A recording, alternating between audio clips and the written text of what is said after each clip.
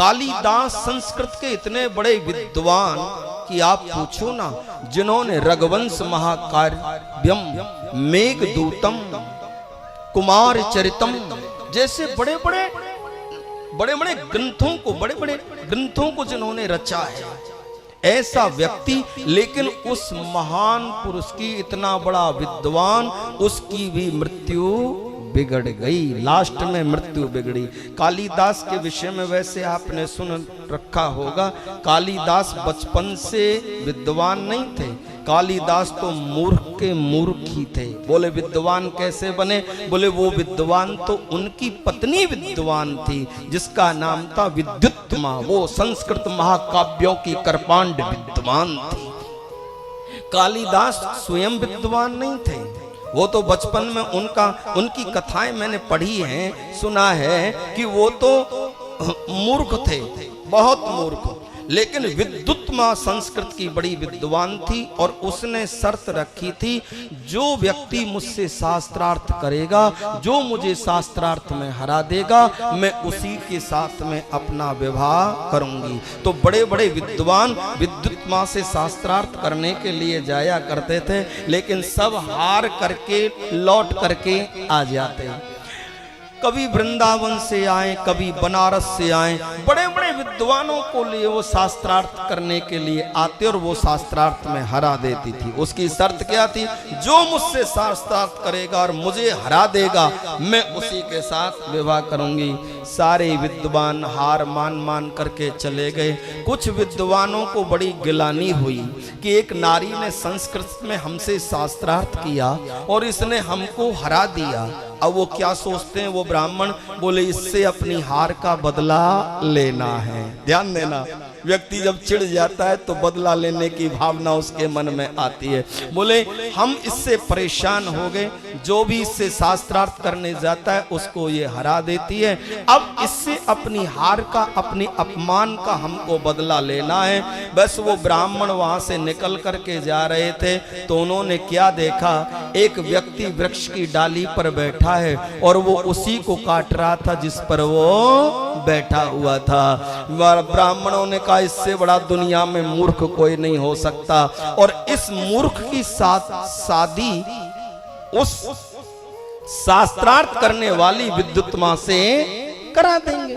बस निश्चित उन्होंने कर लिया। अब आप कल्पना कर लिए, उन्होंने ब्राह्मणों ने कहा ए नीचे उतर कर। वो बोलता कुछ था नहीं, मूर्ख था, न बड़ा था न लिखा था। ये बिल्कुल सत्य घटना है। ब्राह्मणों ने कहा नीचे आओ, तो वो कालिदास नीचे आ गए। अब जब नीचे आ गए तो उन्होंने कहा क्या तुम विवाह करोगे? तो वो तो प्रसन्न हो गया। उसका कौन विवाह करने वाला था? वो तो प्रसन्न हो गया और प्रसन्न होकर के कहा हाँ विवाह करेंगे। तो बोले आप हमारे साथ चलिए और जैसा हम कहना आपको वैसे ही करना होगा। कालिदास को लेकर के वो ब्राह्मण आ गए। बोले चुप रहना, हम जो कहें बस इशारा करना और जैसे हम कहें वैसे करना। उसको पढ़ा लिखा करके लाए, विद्युत्मा के पास में आए और विद्युत्मा से कहे कि ये बहुत बड़े विद्वान है, ये आपसे शास्त्रार्थ करना चाहते हैं। विद्युत्मा बोली तो मैं इनसे शास्त्रार्थ करने के लिए तैयार हूँ। ब्राह्मण लोग बोले हार जाओगी तो विवाह भी करना है।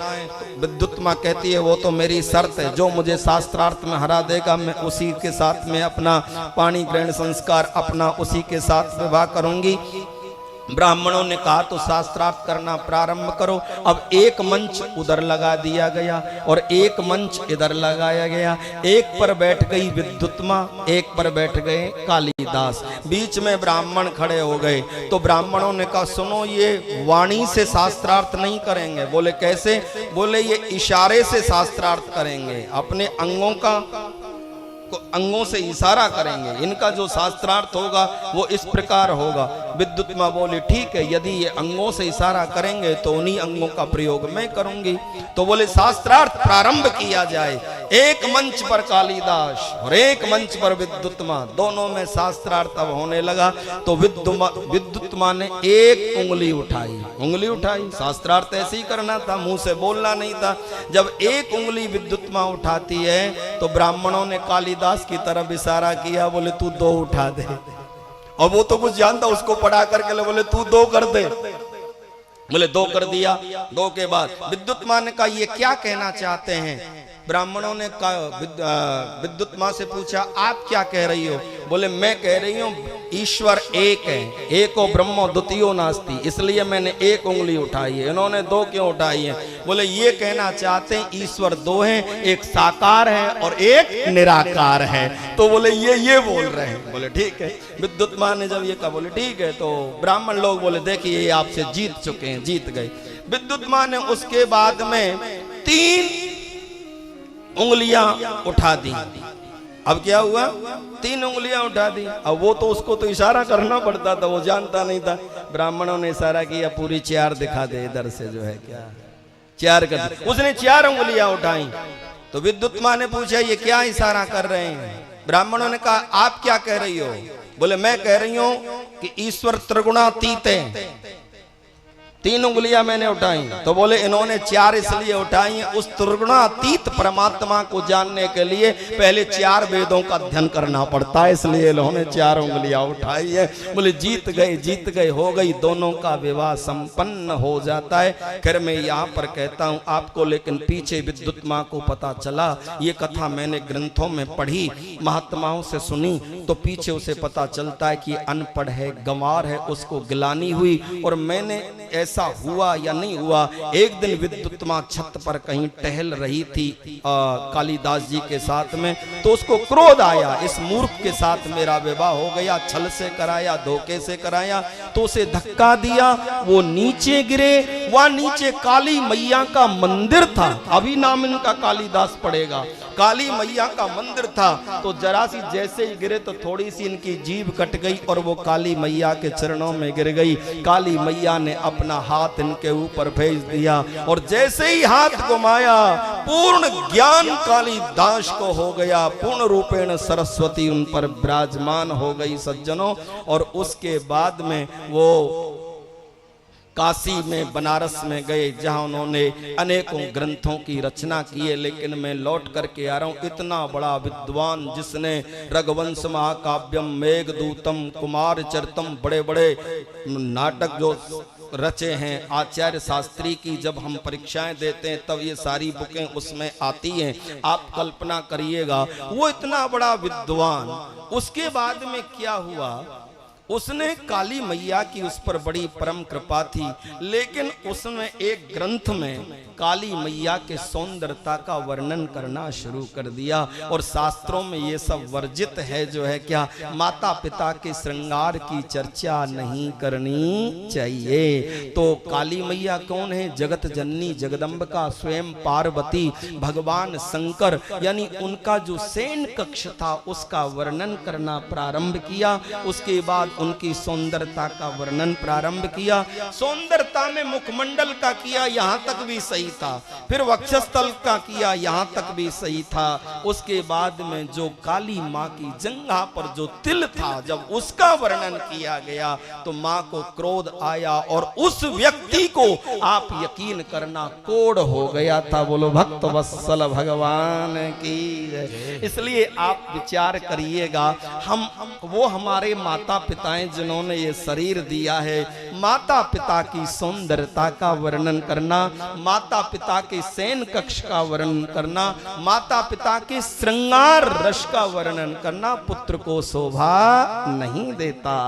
हम माता पिता के श्रृंगार रस का वर्णन कैसे कर सकते हैं? ध्यान देना। तो मेरे कहने का भावार्थ, उस व्यक्ति को कोढ़ हुआ। अब मैं मृत्यु की बात पर आ रहा हूं। जब उसे कोढ़ हो गया तो जिस राज्य में वो रहा था, जो राजा उसे अपना गुरु समझता था, उस राजा ने उसको वहां से निकाल दिया। जब राजा ने उसे वहां से निकाल दिया, वो निकल गए, किसी नगर में भटकते भटकते दूर रहने लगे।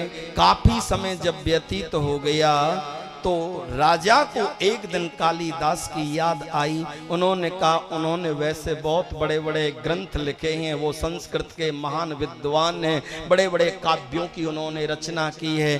बस एक बार दर्शन की लालसा हुई। वो हमारे जो गुरु हैं कालिदास जी, हम उनसे मिलना चाहते हैं। लेकिन कालिदास को तो निकाल दिया, वो थे नहीं। तो राजा ने वहां पर घोषणा करा दी कि जिसको भी मिले वो उन्हें लेकर के आए। लेकिन कालिदास नहीं आए। उसके बाद राजा ने अपना दिमाग लगाया, एक श्लोक था जो अधूरा था, वो तो मुझे याद नहीं है, मैं आपको बता रहा हूं।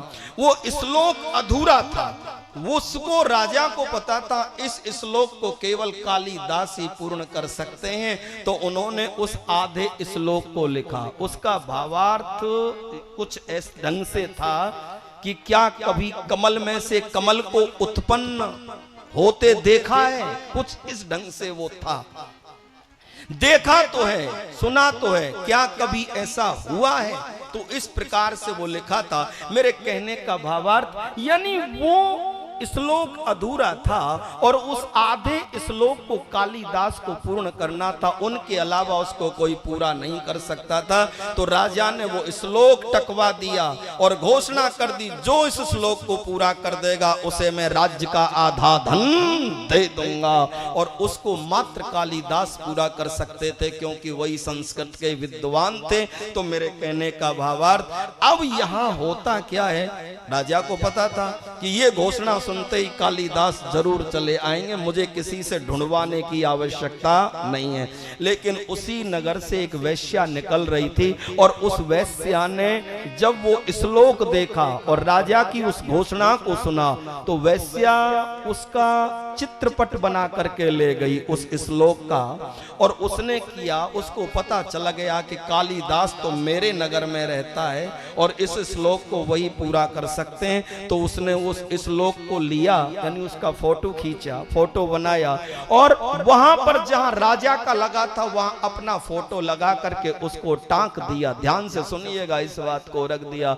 अब कालिदास तो उस वेश्या के ही नगर में रहते थे, वो घूमते घूमते वहां से निकले, वेश्या देख रही थी, कालिदास की नजर तुरंत उस श्लोक पर गई, क्योंकि वो जानते थे वो उन्हीं का अधूरा श्लोक था। कालिदास जी ने जाकर के उस अधूरे श्लोक को पूर्ण कर दिया। जब वो श्लोक पूर्ण हो गया तो उस वेश्या ने कहा, आइए महाराज, जरा मेरी कुटिया में भी अपने चरण डाल दीजिए ना। बोले नहीं नहीं, अब बोले नहीं नहीं, आइए मेरी कुटिया पवित्र हो जाएगी, कुछ जल लीजिए, जलपान करिए। बस अंदर ले गई बुला करके और जाकर के कालिदास की गर्दन को दबोच दिया। किसके? उस राज्य के लालच में गर्दन को दबोच करके उसको पीछे कहीं डाल दिया और उस श्लोक को लेकर के पहुंच गई राजा के पास। महाराज, मुझे राज्य का आधा धन दे दीजिए, श्लोक मैंने पूर्ण किया है। राजा समझ गए कि इसने ये नहीं कर सकती, सिवाय कालिदास के इसको कोई पूर्ण नहीं कर सकता था। जब उसको दंड दिया तो पूरी सच्चाई उसने बताई। राजा उस विषय पर बहुत रोया। ऐसे महान पुरुष की, विद्वान की मृत्यु एक वेश्या के हाथों से हुई है। तो मृत्यु कब बिगड़ जाए, अच्छे अच्छे लोगों की बिगड़ जाती है। मेरा कहने का भावार्थ था कि मृत्यु न बिगड़े अंतिम समय पर, इसलिए गोविंद के श्री चरणों का चिंतन करिए, भजन करिए। बोलो जय जय श्री राम।